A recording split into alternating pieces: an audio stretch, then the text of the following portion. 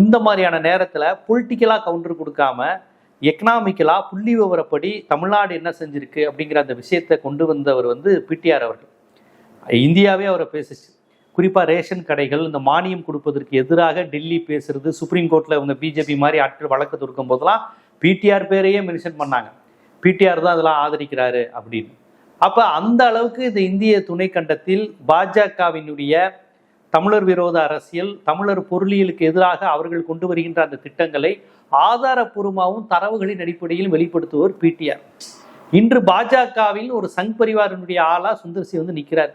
இவரை சினிமா சங்கி அப்படின்னு சுந்தர்சியை பிடிஆர் சொன்னாராம். ஆமா, நீங்க சினிமாக்காரரு சங்கி, உண்மைதானுங்க. அவர் உங்களை அவமானப்படுத்தலையே. எதை நீங்க பெருமையான அடையாளம் என்று நீங்களே ஏற்றுக்கொண்டீர்களோ அதைத்தான் பிடிஆர் சொல்லியிருக்காரு. சுந்தர்சிலாம் எனக்குலாம் இப்போ வரையும் சினிமாக்காரர் தான். எனக்கு சுந்தர்சினாலே கார்த்திக்கும் மேட்டுக்குடியும் தான் ஞாபகம் வரும். தப்பு இல்லையே, நான் சின்ன வயசுல ஸ்கூல் படிக்கும் போது சுந்தர்சி படம் பார்த்து தான் வளர்ந்துருக்கேன். நீங்க சினிமாக்காரர் தானுங்க. பிடிஆர்னு சொன்னா எங்களுக்கு என்ன நினைவுக்கு வரும்? மதுரைக்காரங்களுக்கு பிபிஹெலோ ரோட்ல இருந்து பிடி ராஜன் ரோடுன்னு இருக்கும். அப்போ அந்த பிடி ராஜன் ரோடுனா என்னன்னு கேட்டா பிடிஆருடைய தாத்தாவை எல்லாரும் சொல்லுவாங்க. உத்தமபாளையம், கம்பம் அந்த பகுதியில அந்த காலத்துல நீதி கட்சியினுடைய சென்னை மாகாணத்தினுடைய முதலமைச்சராக இருந்தவர் பிடி ராஜன்.